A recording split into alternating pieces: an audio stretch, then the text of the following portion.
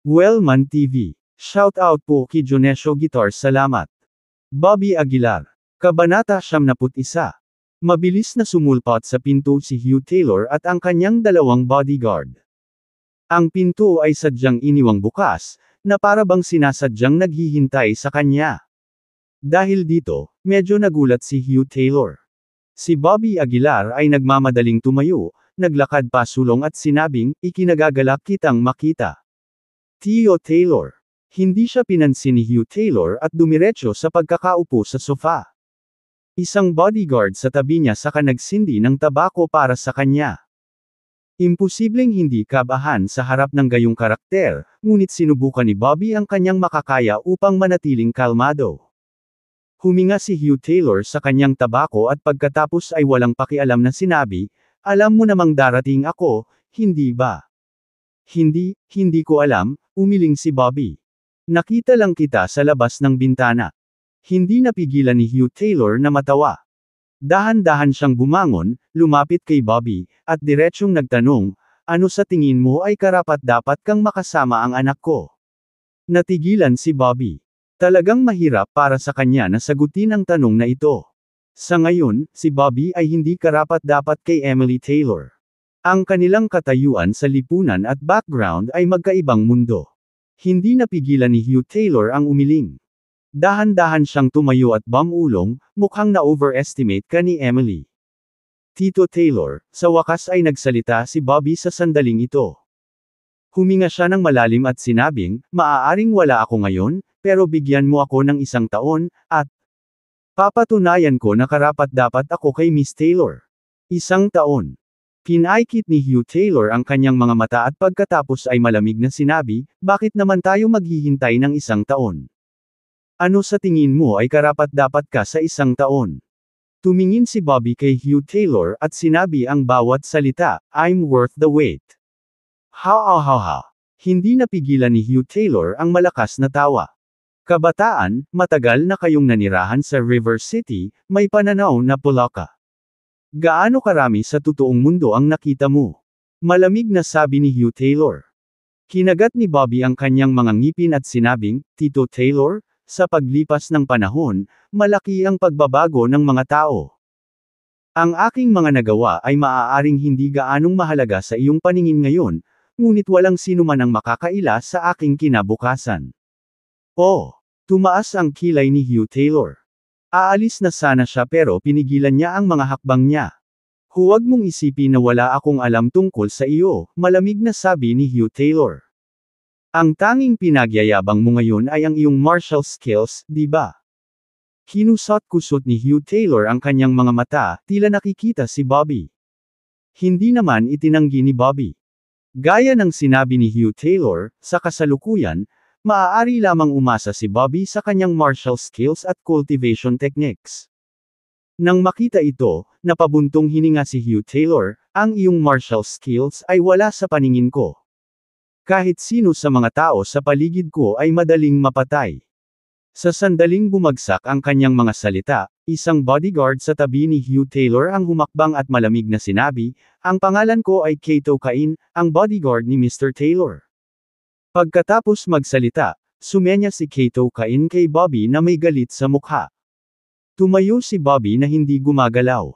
Alam niya na hindi siya kap-ares kay Kato Cain.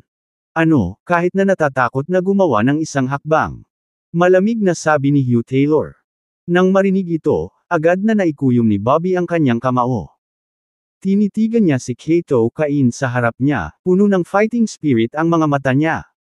Sa katunayan, sabik din si Bobby na malaman kung gaano talaga kalakas ang mga tinaguriang nangungunang ekspertong ito.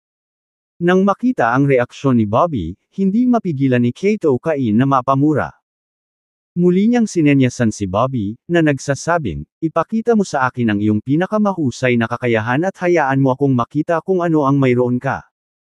Huminga ng malalim si Bobby, pinakilos ang chi sa loob ng kanyang katawan, at itinaas ang kanyang lakas sa tuktok nito. "Ginoo. Swallow, I have to apologize in advance," medyo inaabangan na sabi ni Bobby. "Kato, mag-ingat ka," paalala ni Hugh Taylor sa oras na ito. Si Hugh Taylor ay medyo walang magawa. Normally, hindi siya kumukurap kung napatay si Bobby. Gayunpaman, ang binatang ito ang nagkataong nagustuhan ni Emily. Kung may nangyari talaga sa kanya, baka habang buhay siyang kaputan ng kanyang anak. Tumango si Kato Cain at sinabing, "Oo, Mr. Taylor." Nang matapos, sumenyas ulit si Kato Cain kay Bobby. Walang pag-aalinlangan, umungal si Bobby at sumugod kay Kato Cain gamit ang kanyang mga kamao. Ang suntok na ito ay napakabilis, at ang lakas nito ay hindi maisip.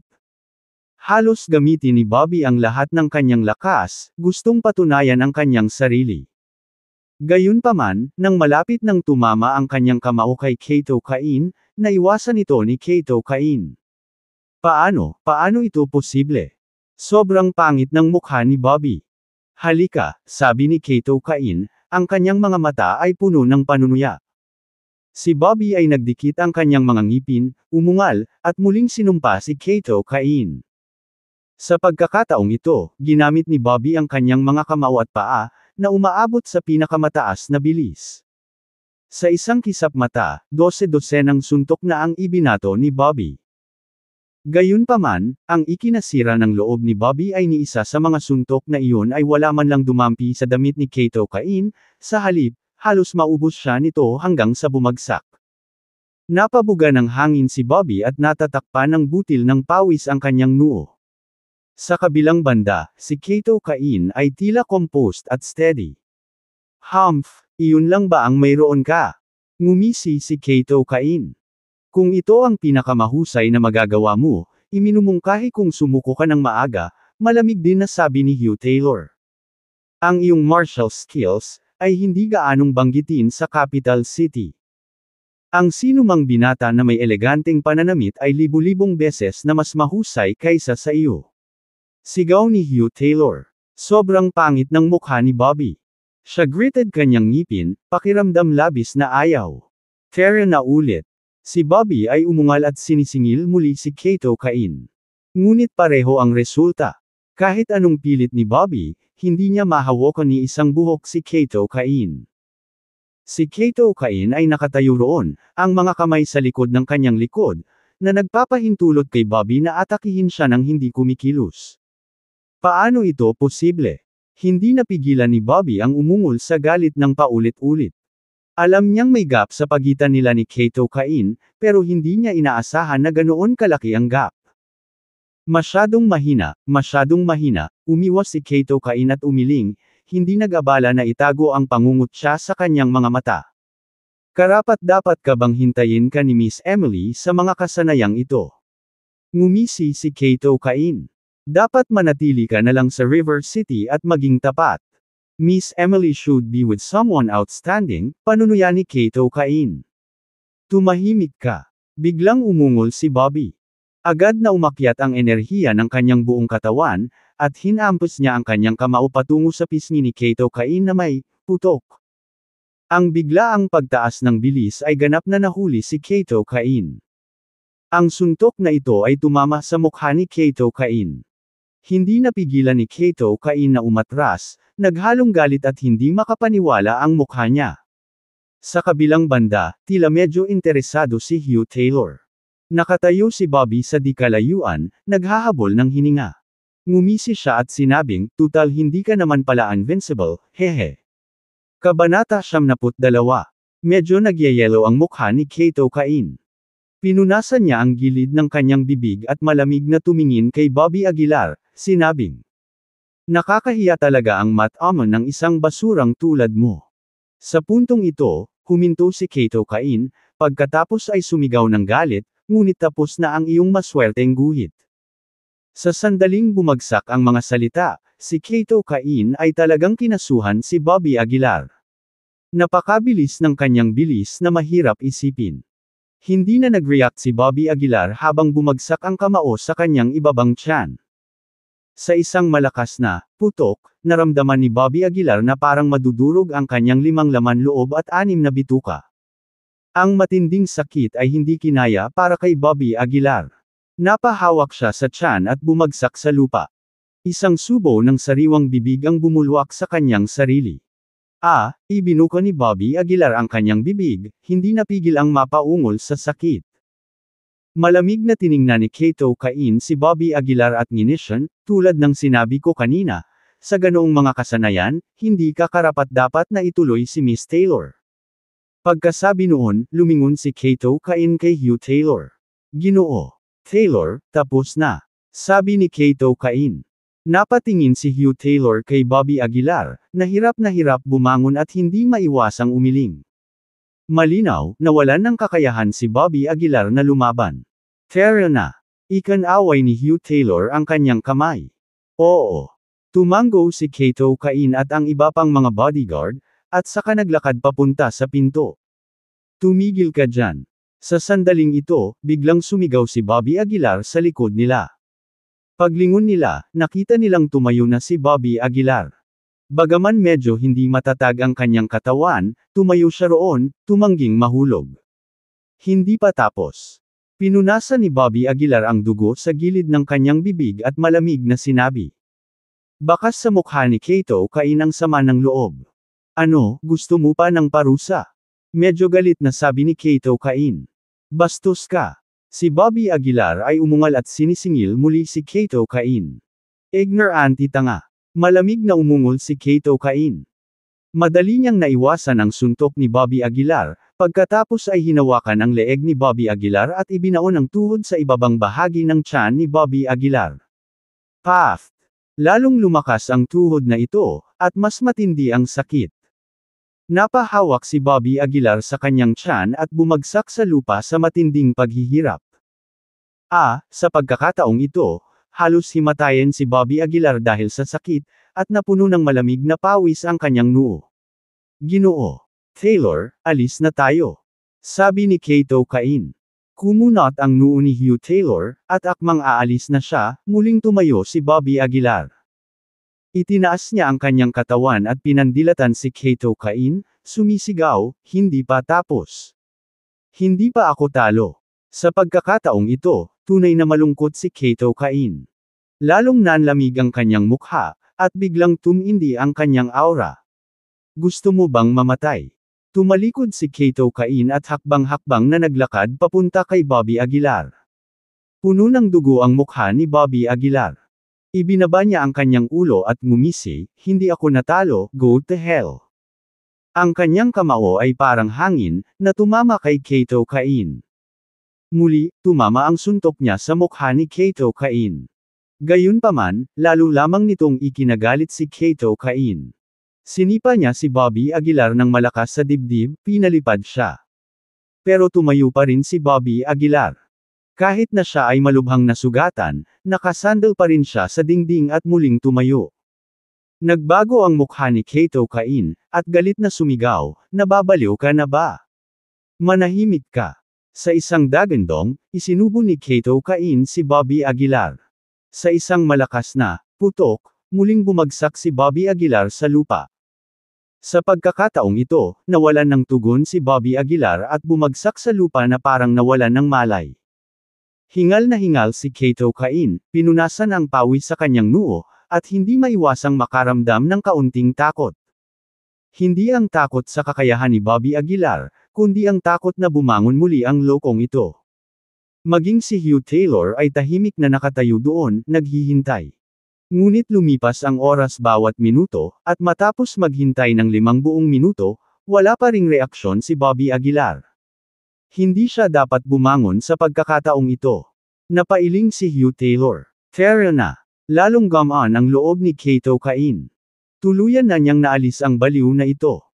Naglakad ang grupo papunta sa pinto at saktong papalabas na sila ng kwarto ay may narinig silang boses mula sa likuran nila. Tumigil ka dyan.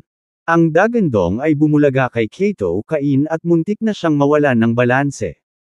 Hindi niya maiwasang tumalikod sa pagkadismaya, sumigaw ng galit, gusto mo ba talagang mamatay? Pilit na ainal-alayan ang sarili, umindayog si Bobby Aguilar at sumuko, ako, hindi pa ako nahuhulog, continue. Kumunot ang noo ni Hugh Taylor, kung ipagpapatuloy mo ito, mamamatay ka. Ang ngiti ni Bobby Aguilar ay naging malamig, hindi ako mamamatay, hanggang sa ikasal ako kay Miss Taylor, hindi ako mamamatay. Damn it, papatayin kita. Galit na sigaw ni Kato Cain. Parang bakal ang kanyang mga kamao, walang awa niyang hinampas si Bobby Aguilar. Ngunit, sa pagkamangha ng lahat, may nangyaring kagulat-gulat. Sa pagkakataong ito, hindi natama ng kamao ni Kato Cain si Bobby Aguilar. Sa halip, nahawakan ito sa kamay ni Bobby Aguilar. Paano? Paano ito posible? Napaawang ang bibig ni Hugh Taylor, halos hindi siya makapaniwala sa eksenang nasa harapan niya. Nakontrata ang mga mag-aaral ni Kato Cain. Paano nagawa ng batang ito? Hey, gusto mo ba akong patayin? Itinaas ni Bobby Aguilar ang kanyang ulo, isang mabangis na ekspresyon sa kanyang mukha habang nakatingin kay Kato Cain. Sabi ko sa iyo, hindi ako mamamatay bago pakasalan si Miss Taylor. Sigaw ni Bobby Aguilar.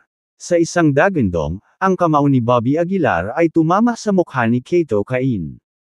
Kabanata 73. Bang! Sa suntok na iyon, napaalis si Kato Cain. Ang kanyang buong katawan ay brutal na nontog sa dingding, at ang malagagamba na mga bitek ay agad na lumitaw sa dingding. Si Bobby Aguilar ay napuno ng dugo, ang kanyang mukha ay halos hindi makilala. Pero nanatiling nakangiti ang bibig niya. Sa sandaling iyon, ang kanyang ngiti ay nagpangilabot sa mga tao. Hehe, pasuray-suray na sabi ni Bobby Aguilar, handang bumagsak anumang oras. Ikaw, hinihiling mong mamatay. Bumangon si Kato Cain mula sa lupa, namumula ang kanyang mukha. Tila, nasugatan siya ng suntok na iyon. Binata, basta pagbigyan mo, matatapos ang lahat. Bakit nahihirapan ka? Si Hugh Taylor ay malamig na tumingin kay Bobby Aguilar at sinabi. Pinilit ni Bobby Aguilar ang sarili na manatiling nakatayo, nginisyo niya, Hugh. Uncle Taylor, kung hindi ka sumasang-ayon, huwag mag-atubiling patayin ako. Oo, para kay Bobby Aguilar, ang buhay ay mas masahol pa sa kamatayan nang wala si Emily Taylor. At nang marinig ni Hugh Taylor ang mga salitang ito, nagulat siya. Kumunot ang kanyang noo, pagkatapos ay ipinalakpak ang kanyang mga kamay sa kanyang likuran at huminga ng mahina. Bang! Sa puntong ito, naka-charge na si Kato Cain, tumama ang suntok niya sa katawan ni Bobby Aguilar, dahilan para lumipad siya palayo. Halatang mas matigas ang suntok ni Kato Cain. At buong tiwala siya na kaya niyang patumbahin si Bobby Aguilar. Sa wakas tapos na. Napabuntong hininga si Kato Cain, malamig ang paghinga. Ikanaway ni Hugh Taylor ang kanyang kamay, na nagsasabing, tara na. Ngunit sa sandaling iyon, si Bobby Aguilar, na nakahiga sa lupa, ay biglang nagpakawala ng mahinang ungol. Pagkatapos, nakita nila si Bobby Aguilar na itinukod ang kanyang sarili gamit ang kanyang mga kamay, na nagpupumilit na tumayo muli. Minsan, 2 beses, 3 beses. 9 na sunod-sunod na beses, nabigo si Bobby Aguilar na tumayo. Ang kanyang matinding pinsala, kahit sinong tao ay namatay na ngayon. Ngunit sa kabila nito, hindi pa rin binalak ni Bobby Aguilar na sumuko. Gusto pa niyang subukan sa ika-10 pagkakataon. Bakas sa mukha ni Hugh Taylor ang pagtataka. Tumayo siya doon saglit na nag-iisip, pagkatapos ay naglakad sa harap ni Bobby Aguilar. Ikaw si Bobby Aguilar, tama ba? Huminga ng malalim si Hugh Taylor. Maaari kitang bigyan ng 1 taon. Pero tandaan mo, 1 taon lang. Kung hindi mo mamit ang expectations ko after a year, kahit patay ka na, hindi ako papayag. Malamig na sabi ni Hugh Taylor. Ginoo Taylor. Nagbago agad ang kutis ng 2 bodyguard. Si Hugh Taylor. Pumayag talaga. Kinaweyan ni Hugh Taylor ang kanyang kamay, senyales sa kanilang dalawa na huwag magsalita ng kahit ano. At tuluyang bumagsak si Bobby Aguilar sa lupa, hindi na makabangon. Inubos niya ang lahat ng kanyang lakas, bamulong, Uncle Taylor. Thank you. Hindi na nagsalita pa si Hugh Taylor at tumalikod na para umalis ng hotel. Sa oras na ito, si Quillan Taylor ay nagising na mula sa kanyang panaginip. Dahil may naramdaman siyang pagkabalisa sa kanyang puso. Nang makita niyang wala sa hotel si Hugh Taylor, mas lalong lumakas ang kanyang hindi mapakali. Hindi nagtagal, bumalik si Hugh Taylor sa hotel. Saan ka nanggaling? Bago pa man bumukas ang mga ilaw, umalangaw ang malungkot na boses ni Emily Taylor. Nang inag si Hugh Taylor, awkward na nagsabi, "Emily, ikaw, hindi ka pa natutulog. Pumunta ka ba para makita si Bobby Aguilar?" Tumaas ang tono ni Emily Taylor. Hindi napigilan ni Hugh Taylor ang mapait na tawa. Sa harap ng kanyang sariling anak na babae, talagang wala siyang paraan upang makayanan. "Emily, I swear to you, walang nangyari kay Bobby Aguilar." Itinaas ni Hugh Taylor ang kanyang kamay at nanumpa, na parang bata. Tinitigan ni Emily Taylor si Hugh Taylor, na parang sinusubukang malaman kung nagsisinungaling siya. Pagkaraan ng mahabang panahon, malamig na sinabi ni Emily Taylor, "Itay, hindi ako nagbibiro, at gagawin ko ang anumang sasabihin ko." Pinunasan ni Hugh Taylor ang pawis sa kanyang noo, pilit na ngumiti, sinabi, "Oo, oo. Emily, matulog ka na. Huli na." Pagkatapos lamang bumalik ni Emily Taylor sa kanyang silid, nakahinga ng maluwag si Hugh Taylor. "Ha? Hindi ko talaga alam kung paano napagtagumpayan ni Bobby Aguilar si Emily," hindi napigilan ni Hugh Taylor ang pag-ungol. "Ginoo. Taylor, balak mo ba talagang hayaan si Miss Taylor na pakasalan si Bobby Aguilar?" Hindi napigilan ni Kato Cain na sumimangot. Tumawa si Hugh Taylor, "Kailan ako pumayag? Sinabi ko lang na bibigyan ko siya ng 1 taon. 1 taon. Kaya kong maghintay. Pero, kumunot ang noo ni Kato Cain, paano kung gumawa siya ng ilang mga tagumpay pagkatapos ng 1 taon? Sumulyap si Hugh Taylor kay Kato Cain, "Kung talagang pupunta si Bobby Aguilar sa Capital City, dapat alam mo kung ano ang kanyang kinakaharap. Ang mga magarang bihis na kabataang lalaki ng Capital City ay hindi siya papakawalan ng madali." Sa puntong ito, huminto si Hugh Taylor, pagkatapos ay nagpatuloy, "Siyempre, kung hihijitan ni Bobby Aguilar ang mga binata na mag-agarang manamit, hindi masamang pakasalan siya ni Emily." Nang marinig ito, mapait na ngumiti si Kato Cain, ngunit mas madaling sabihin kaysa gawin. Paano maikukumpara si Bobby Aguilar, na nagsimula sa simula, sa mga young masters ng mga aristokratiko pamilya ng Capital City? Imposible. Napailing si Hugh Taylor, "Mahirap sabihin, may mga nag-iisang lumaban sa mga malalaking pamilya. Halimbawa, sina Ignacio Burke, at Jackson Harris." Nang marinig ito, tahimik na bumulong si Kato Cain, "Si Ignacio Burke ay isa na ngayong nangunguna sa mga major battle zone, at si Jackson Harris ay tinawag pang ang tagapag-alaga ng lupain ng Pyro, para ikumpara si Bobby Aguilar sa kanila. Hindi mo ba siya pinahahalagahan?" Hindi sinagot ni Hugh Taylor ang tanong na ito. Hindi alam ng iba, ngunit napakalinaw ni Hugh Taylor. Kung si Bobby Aguilar talaga ang anak ng taong iyon, walang nakakaalam kung anong kaharian at katayuan ang mata mo ni Bobby Aguilar sa mangyayari. Alam mo, ang taong iyon noon ay isang presensya na nagpapayuko sa lahat ng malalaking pamilya ng sabay-sabay. Kabanata 74. Isa rin ito sa mga dahilan kung bakit pumayag si Hugh Taylor sa kahilingan ni Bobby Aguilar. Kinabukasan, pagkagising ni Emily Taylor, nagmaneho siya palabas ng hotel. Siya at si Hugh Taylor ay nagkasundo na magkita sa Shiglan City sa loob ng 3 araw. Sa 3 araw na ito, gusto ni Emily Taylor na samahan si Bobby Aguilar at makasama kahit anong gawin niya. Pagkaalis ni Emily Taylor, tumayo si Hugh Taylor sa itaas, pinapanood ang dahan-daang pag-alis ng sasakyan. "Kato, kumuha ka ng ilang tao at lihim na protektahan ang kaligtasan ni Emily." Huminga si Hugh Taylor ng kanyang tabako at casual na sinabi. "Oo, Mr. Taylor." Tumango si Kato Cain at lumabas. Pagkapasok niya sa silid, ngumiti si Emily Taylor at sinabing, "Bobby, ikaw ba?" Bago pa niya matapos ang kanyang pangungusap, nanlamig ang mukha ni Emily Taylor.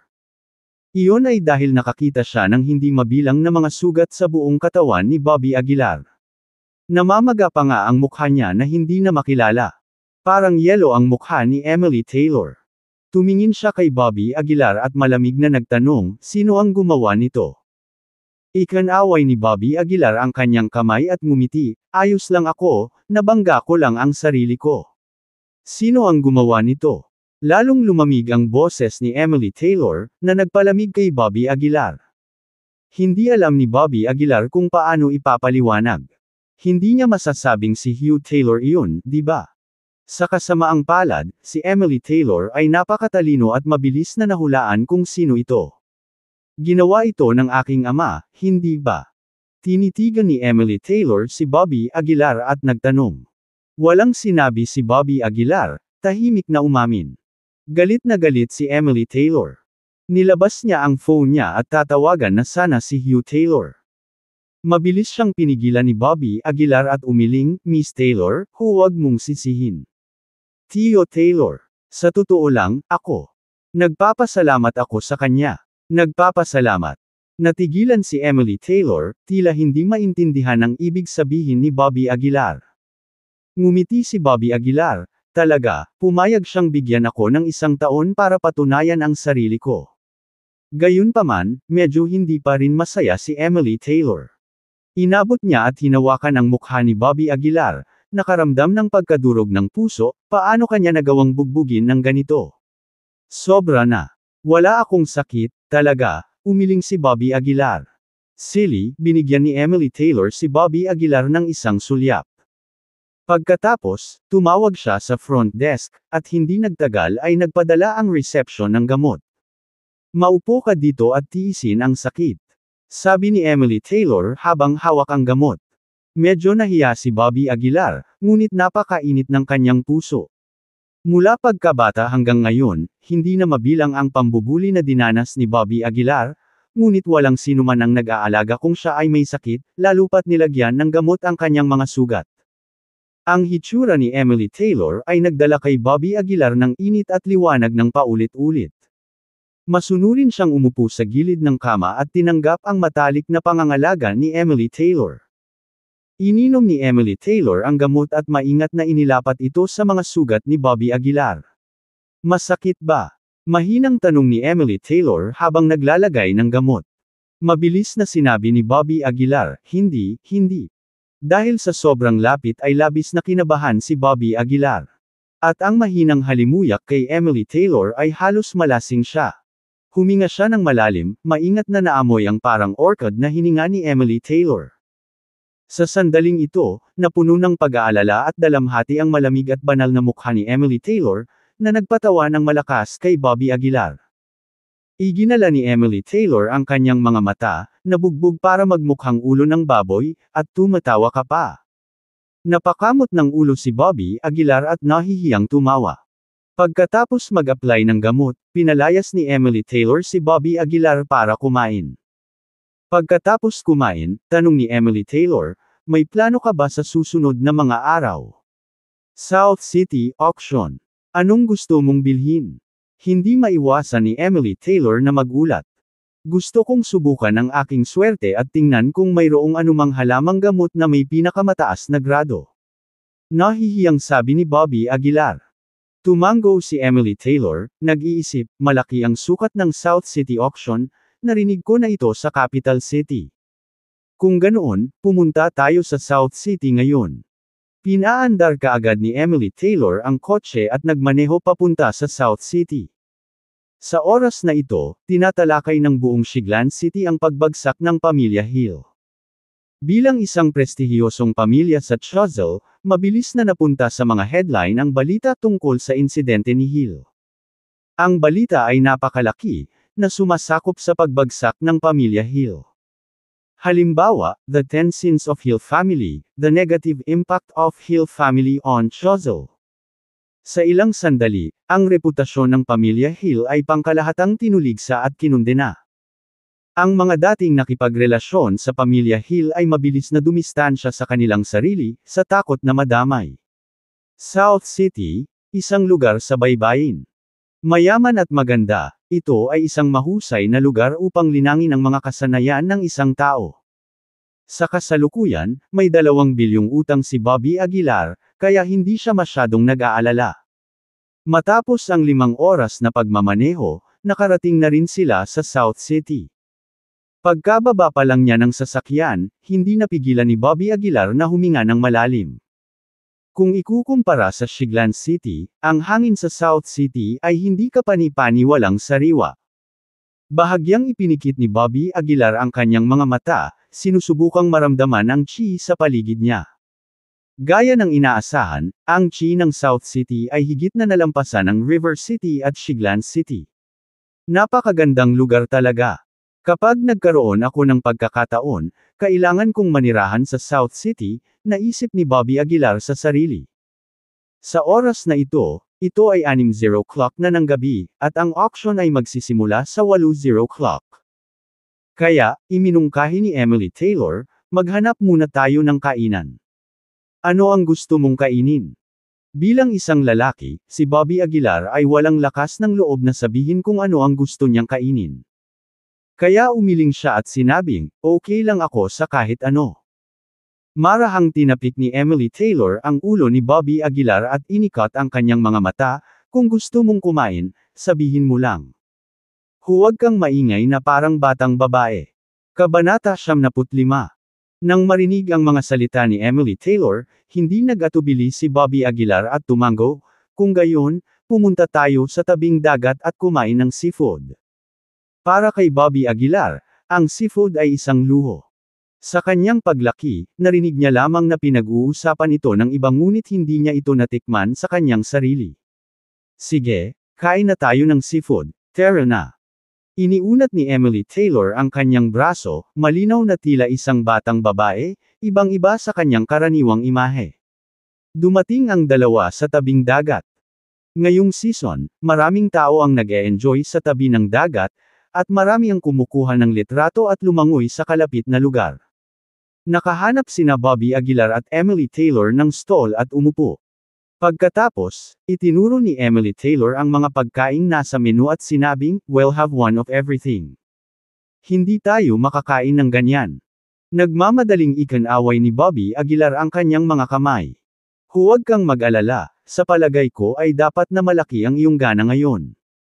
Commandant si Emily Taylor. Ang kommentong iyon ay talagang ikinagulat ni Bobby Aguilar.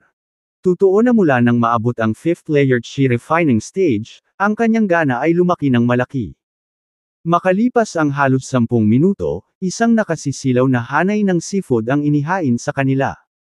Mga alimango, hipon, scallop, at higit pa, napakarami para mabilang. Ang mga seafood dish na ito ay ordinaryong seafood lang, pero sa paningin ni Bobby Aguilar, parang hindi matamo ang mga delicacy. Habang kumakain, biglang tinanong ni Emily Taylor si Bobby Aguilar, kagabi, si Kato Cain ba ang nakaaway sa iyo? Kumunot ang noo ni Bobby Aguilar at tumango, oo. Ang hindi malubhang nasugatan pagkatapos labanan si Kato Cain ay nangangahulugan na hindi ka rin masama. Sabi ni Emily Taylor na may kasamang masayang ngiti. Interesado si Bobby Aguilar sa mga aristokratikong bodyguard ng pamilyang ito, kaya mula nang sabihin ito ni Emily Taylor, sinunod niya ang paksa at nagtanong, Miss Taylor, ano nga ba ang lakas ni Kato Cain? Ipinatong ni Emily Taylor ang kanyang baba sa kanyang kamay at nag-isip sandali bago sinabing, siya ay dapat na isang inner strength grandmaster, o marahil ay mas malakas pa. Hindi ako sigurado. Lakas ng loob Grandmaster. Hindi sinasadyang nagbago ang mukha ni Bobby Aguilar.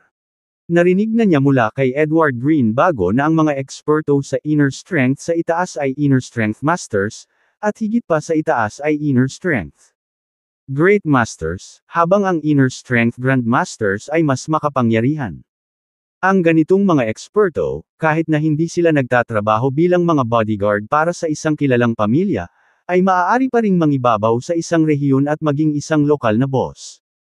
Mukhang nagpigil si Kato Cain, hindi mapigilan ni Bobby Aguilar na mapangiti. Tinitigan ni Emily Taylor si Bobby Aguilar at sinabing, sa totoo lang, maraming aristokratikong pamilya ang may grupo ng mga eksperto. Hindi lang yung Taylor family namin, meron din si Chozel. Mayroon akong tinitingnan noon, si Chozel ay may inner strength great master, kailangan mong mag-ingat. Binigyan siya ni Emily Taylor ng seryosong paalala. Inner strength great master. Bumantong hininga si Bobby Aguilar. Ang antas na ito ay talagang higit sa kung ano ang maaari niyang ihambing sa kanyang sarili sa kasalukuyan. Kung ang mga kakayahan ng isang inner strength great master ay isinalin sa cultivating level, sila ay nasa monastic stage. Gayunpaman, ang paglilinang ay higit na nakahihigit sa martial arts sa mga tuntunin ng kapangyarihan. Si Bobby Aguilar ay may lubos na tiwala na hanggat naabot niya ang foundation establishment stage, kaya niyang talunin ang isang inner strength great master, kahit na magkaiba ang kanilang mga level. Pero huwag kang masyadong mag-alala. Ang inner strength great masters ay napakabihirang, at ang buong Chozel ay maaaring wala kahit 10 sa kanila, patuloy ni Emily Taylor. Tahimik na tumanggo si Bobby Aguilar. Sa puntong ito, hindi napigilan ni Bobby Aguilar na magtanong ng may pag-uusisa, Miss Taylor, ang mga kabataang lalaki ba na mag-agarang manamit mula sa capital city ay nagtataglay din ng gayong mga kakayahan? Nang ilabas ang paksa, kitang-kitang nagbago ang mukha ni Emily Taylor. Ibinaba niya ang chopstick sa kanyang kamay at nag-isip, depende sa sitwasyon. Pinahahalagahan ng ilang pamilya ang martial arts, kaya natural na talentado ang kanilang mga anak. Ang iba ay hindi, kaya sila ay may posibilidad na magtaas ng isang grupo ng mga bodyguard. Nagmamadaling nagtanong si Bobby Aguilar, kung gayon, ano ang pinakamalakas na kakayahan sa mga kabataang lalaking iyon na mag-agarang manamit? Nag-isip sandali si Emily Taylor at sinabing, may ilang mga henyo sa capital city, mukhang malapit na silang maging grandmaster. Hindi maiwasang bahagyang magbago ang mukha ni Bobby Aguilar. Grandmaster. Iyon ang lakas ni Kato Cain. Alam ni Bobby Aguilar sa loob-loob na malayo siya kay Kato Cain habang nakatayo ang mga bagay-bagay ngayon. Ngunit, ang pag-abot sa Grandmaster Realm sa loob ng isang taon ay napakaganda na, sapat na para seryosohin ka ng pamilya Taylor. Tinapik-tapik ni Emily Taylor ang balikat ni Bobby Aguilar, na nagpatibay ng ekspresyon. Gayunpaman, hindi ganoon din ang iniisip ni Bobby Aguilar. Huminga siya ng malalim at sinabing, gusto kong malampasan sila sa loob ng isang taon. Path. Binigyan ni Emily Taylor ng blankong tingin si Bobby Aguilar. Hindi naman sa hindi ako naniniwala sa iyo, pero imposible lang. Commandant si Emily Taylor. Si Emily Taylor pagkatapos ay tahimik na lumapit sa tainga ni Bobby Aguilar at bumulong, huwag mong masyadong i-pressure ang iyong sarili. Kung hindi ka gumawa ng anumang pag-unlad pagkatapos ng isang taon, ako, tatakasan kita. Pagkasabi noon ay namula ang mukha ni Emily Taylor hanggang sa kanyang leeg. Maging si Emily Taylor mismo ay hindi makapaniwalang sinabi niya ang mga salitang iyon. Bilang isang batang babae mula sa isang kilalang pamilya, paano niya nasabi ang mga nakakahiyang salita? Nakakahiya. Tinakpan ni Emily Taylor ang kanyang mukha, bumubulong sa sarili. Naramdaman na lang ni Bobby Aguilar ang walang katulad na init sa kanyang puso. Seryoso siyang tumingin kay Emily Taylor at sinabing, Miss Taylor, ipinangako ko sa iyo iyan. Pupunta ako sa capital city para magmungkahi sa maliwanag at tuwid na paraan. Gagawin ko ang kinikilala ako ng pamilya Taylor at dinadala kita upang makita ang pinakamagandang tanawin. Tere, kain na tayo. Mabilis na ibinaba ni Emily Taylor ang kanyang ulo sa kahihiyan. Hindi ko akalain na si Miss Taylor ay magkakaroon ng isang girly side. Nang aasar na sabi ni Bobby Aguilar. Pinandilatan ni Emily Taylor si Bobby Aguilar, kung maglakas loob kang sabihin iyon muli, mag-ingat ka o bubugbugin kita. Pagkasabi noon, kinuyam ni Emily Taylor ang kanyang maliit na kamao at sinimulang suntukin si Bobby Aguilar. Ouch! Nagkunwaring nasasaktan si Bobby Aguilar, tinatakpan ang kanyang mga sugat. Nagbago ang mukha ni Emily Taylor. Sabik niyang sabi, pasensya na, nakalimutan kong nasaktan ka. Hahanap ako agad ng doktor. Sa sandaling iyon, biglang tumawa si Bobby Aguilar, biro lang. Fine, naging matapang ka ngayon. Naikuyom ni Emily Taylor ang kanyang maliit na kamao at nagsimulang makipaglaban muli kay Bobby Aguilar. Habang naglalaro ang dalawa, may ilang nakaitim na bodyguard na lumapit sa dikalayuan. Sa gitna nila ay isang babaeng eleganteng nakasuot ng sunglass na may A. Nagkatikip ang maskara sa kanyang mukha. Bagamat halos natatakpan na siya. Lumapit ang mga bodyguard kina Bobby Aguilar at Emily Taylor at sinabing may labis na awtoridad, kukuha na kami ng litrato, kaya pinamumunuan namin ang lugar na ito. Lumipat ka sa ibang lugar para kumain. Nang marinig ito, hindi napigilan ni Bobby Aguilar na sumimangot. Mas mabilis na bumalik ang kilos ni Emily Taylor sa dati niyang lamig. Paano may kaugnayan ang mga larawan mo at tayo na kumakain dito? Napatingin si Emily Taylor sa bodyguard, may bahid ng lamig ang boses.